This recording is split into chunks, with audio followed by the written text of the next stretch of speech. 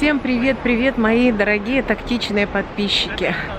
Решила напомнить вам о себе, так как смотрите старые мои видео, задаете очень тактичные вопросы, где я, не в Гемлике ли, потому что знаете, что там было землетрясение. Нет, я в Москве. Сейчас переверну камеру, потому что надо под ноги смотреть, а то немножко скользко. Давно я ничего не снимала, потому что не было у меня настроения. Умер у меня дядя, мамин брат, самый старший член нашей семьи, блокадник бывший. И не было позитива у меня, чтобы что-то снимать, рассказывать, куда-то путешествовать. Такое, знаете, упадническое было настроение. Очень светлый человек был, остроумный. У нас вообще по маминой линии все жизнерадостные. Ну и не только по маминой, но как-то у нее, с ее стороны особенно. Бабушка у меня была хулиганка. Она и на гитаре играла, и матом могла сказать, такая хулиганистая. Потом встречалась с подругой, была у них в усадьбе. Там дачей даже не назовешь, там усадьба у них в Суздале. Но они такие непубличные люди, не хотели фигурировать в видео. И я не снимала, чтобы урывками там что-то не снимать, не показывать. Поэтому такой долгий у меня был пробел в выкладывании видео. Сейчас постараюсь уже почаще выходить на связь. Так что как будут какие-то интересные у меня моменты в жизни, какие-то поездки, я буду обязательно вам все это показывать. Очень приятно, что вы помните, смотрите канал, смотрите старые видео, комментируете. У меня вообще живые подписчики. Кто-то подписывается, кто-то отписывается. Кто подписан был исключительно на Турцию. Пришла я в Даниловский монастырь подать записочки. Покажу вам территорию этого старинного монастыря. Покажу, что здесь можно купить полезного для здоровья. Сюда многие ездят даже не только на службы, но еще и за продуктами.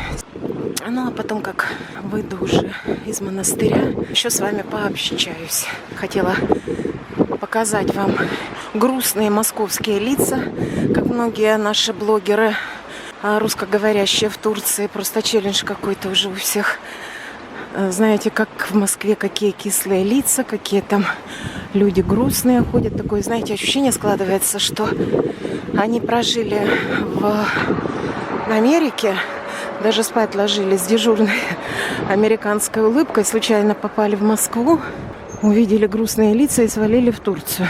Вот такое вот ощущение складывается от их разговоров. Вроде взрослые люди и такую ересь несут. У нас менталитет другой у россиян. Мы никогда не были особо улыбчивыми. Ну и так сказать, что прям сплошная грусть у нас тут тоже бред сивой кобылы. Красота сегодня. Мороз и солнце, день чудесный. Вошли мы на территорию монастыря. Солнышко как садится. Так, пойду я сейчас сначала в храм, сделаю свои дела, а потом... Это мужской монастырь. А потом покажу вам интересные продукты. Видите, сюда многие москвичи приезжают за квашенными помидорами, капустой, огурцами, вареньем. В общем, даже здесь пахнет уже квашеной капустой. Ну, а я пока иду в храм. Несколько храмов на территории монастыря. Красивых. И монахи здесь живут. Это мужской монастырь. Также лавки. Иконная лавка. Лавка свечная.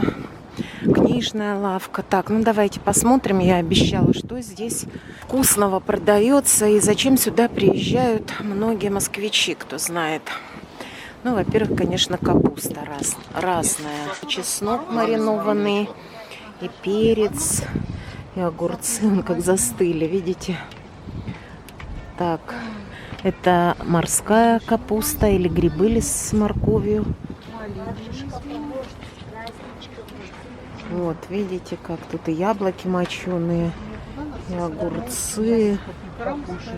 Тут и зелень, фасоль, орехи. А орехи в какую цену, молодой человек? А где дети-то? Килограмм. А? Орехи в какую мне цену? Сейчас скажут. Орехи 500 рублей килограмм.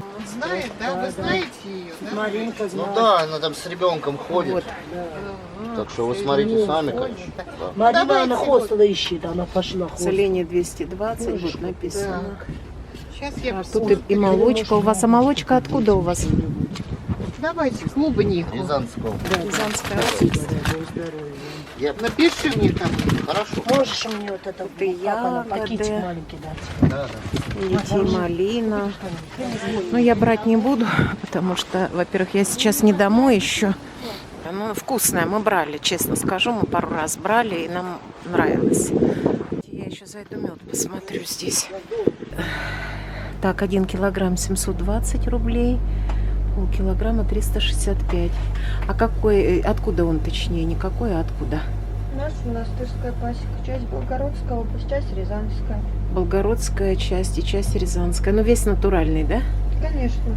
Ага. Вот только вот есть два вида меда, которые приходят с Алтая. Это уже не монастырская пасека, но их все равно очень хвалят. А какой? Ну, гречиха есть алтайская, есть наша, и акация есть наша, есть А, Алтай. вон еще мед.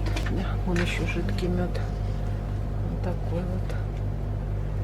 Ага, и чай тут. А я бы какой-нибудь травяной чай у вас взяла, вкусный. Вот именно не так полезный, а как вкусный. Может, посоветовать? Альпийский травяной сбор самый вкусный. Альпийский? А как, где он? Самый крайний столбик. Ну, альпийского тут нет. Бабушкин, исландский мох какой-то. Значит, кто-то уже забрал. Сейчас. Вот. Он вкусный, да? Да, очень. И что еще вон тут?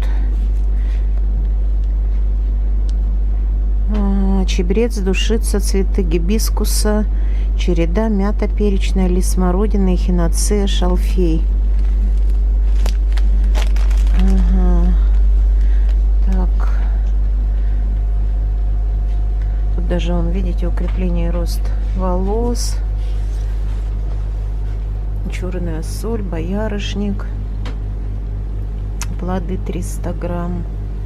Белые грибы. Орехи.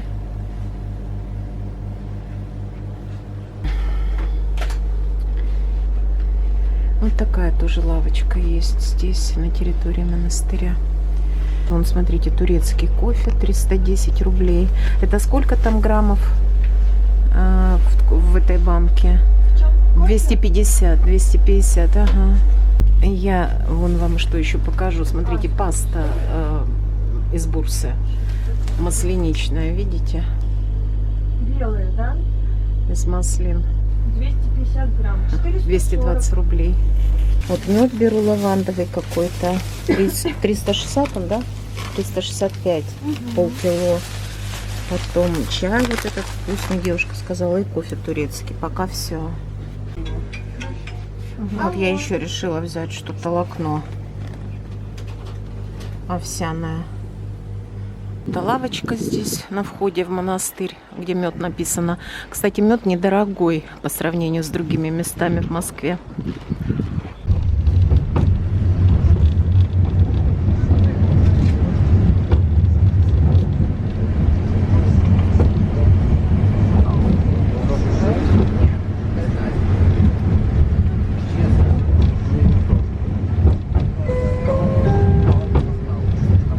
Дубининская улица, дом 57.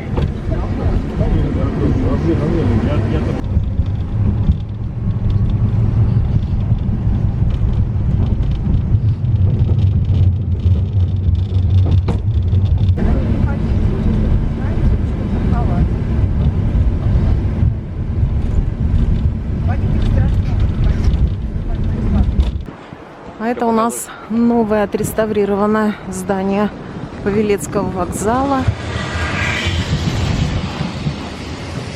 За 5 минут доехала, потом спущусь в метро и...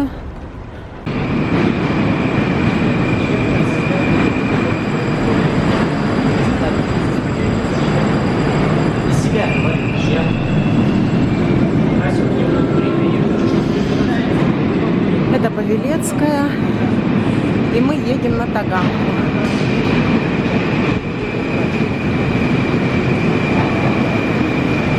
Специально показываю вам лица в метро.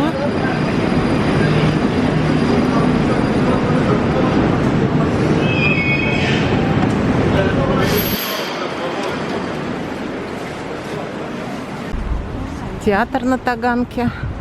Небо какое красивое, розовое сегодня.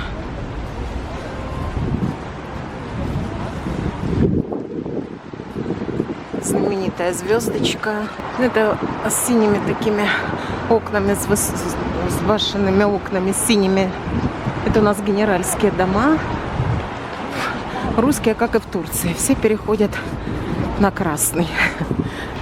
Сейчас прогуляемся с вами по-тагански, по улице. Раньше была улица Алексеева, сейчас Солженицына. И поболтаем немножко.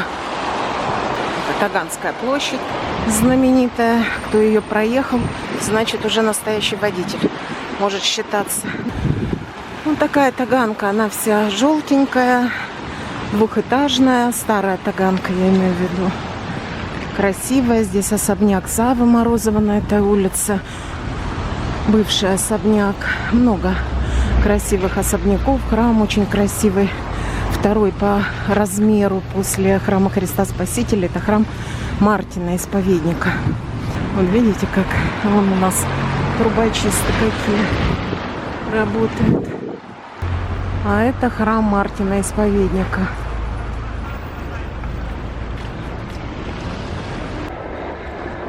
Вот такое у нас сегодня незатейливое с вами путешествие по Москве. Сейчас я хотела еще ответить на ваши вопросы про Турцию, когда я собираюсь туда ехать, и собираюсь ли. Так, сейчас перейду, пока меня пропускают. Большой Факельный, 18, это здесь детский театр. Находится он в Прямиковском парке. По-моему, он сейчас Таганский тоже называется. Ну, раньше назывался Прямиково. И можно приехать с ребятишками. Кто не знает о таком местечке, это Марксистская улица. Ой, Марксистская, Таганская улица. Красота какая здесь. Сейчас одену рукавичку, потому что холодно телефон держать. И отвечу на ваши вопросы, почему я не еду в Гемлик. Ну, во-первых, я собиралась. Начала летом скучать, собралась, уже смотрела билеты. И тут вдруг марш справедливости случился, и я побоялась выезжать из Москвы на тот момент. Так, все-таки перчатку мне надо надеть. Ну, другое дело. И поэтому отложила поездку, уехала на дачу в Тверскую область. У меня видео есть, посмотрите. Затем собиралась ехать еще раз. В это время как раз случилось землетрясение, 5 баллов в Гемлике. Поэтому опять у меня отложилась поездка. И сейчас уже я не знаю, когда я туда поеду. Если честно, пока и нет особого желания. Вот прям взять и поехать. Там и делать особо нечего, и страшно. Кто пережил хотя бы маленькое землетрясение, как вот я 2,7, по-моему, то не хочется ехать и ждать, не дай бог, конечно, большого. Надо, конечно, ехать, но пока дела не подгоняют. Поэтому там у меня последнее время был, знаете, день сурка. Когда особо никуда не ездишь. Каждый день одно и то же, одно и то же. На море уже, кто долго живет у моря, тот и на море-то, в принципе, не ходит. А здесь всегда какие-то дела. Либо встречи с подругами, с друзьями, кто что-то дочери помогла сделать, то какие-то просто дела домашние. И все время какая-то круговерть, звонки, телефон постоянно звонит. В Турции у меня было последнее время такое ощущение, что жизнь мимо проходит. От того, что нечем себя занять особо. Кроме того, как, конечно, поездки были. А так у меня со всеми все замечательно. С соседями, с турецкими, я имею в виду. У меня ничего плохого с ней не связано, с этой страной. Я ей благодарна за то, что мне там было очень комфортно. И, надеюсь, и будет, когда я буду туда приезжать. И потом я уже подробно рассказала вот в этом видео. Посмотрите. Ладно, поворачиваю я уже к дому. Я подмерзла. Надеюсь, на какие-то такие особо интересующие вас вопросы я ответила. Пишите в Телеграм, пишите под видео. Я все читаю. Даю слово, что перестану лениться. Буду чаще выходить с вами на связь. И постараюсь сделать контент интересным. То есть не такие вот спонтанные прогулки, а как и принято на моем канале. Планирую поездку и везу вас с собой по разным достопримечательностям. Пока Подмосковье, Москвы, а там дальше уже и Турция. И, может быть, и не только Турция. Пока о планах вам ничего больше сказать не могу. В общем, всем самого доброго, светлого, хорошего. Всем пока-пока, мои дорогие. Я уже и подустала, и подмерзла, и, если честно, очень есть хочу. Поэтому уже быстрее хочу домой и что-нибудь сейчас вкусненького слопать.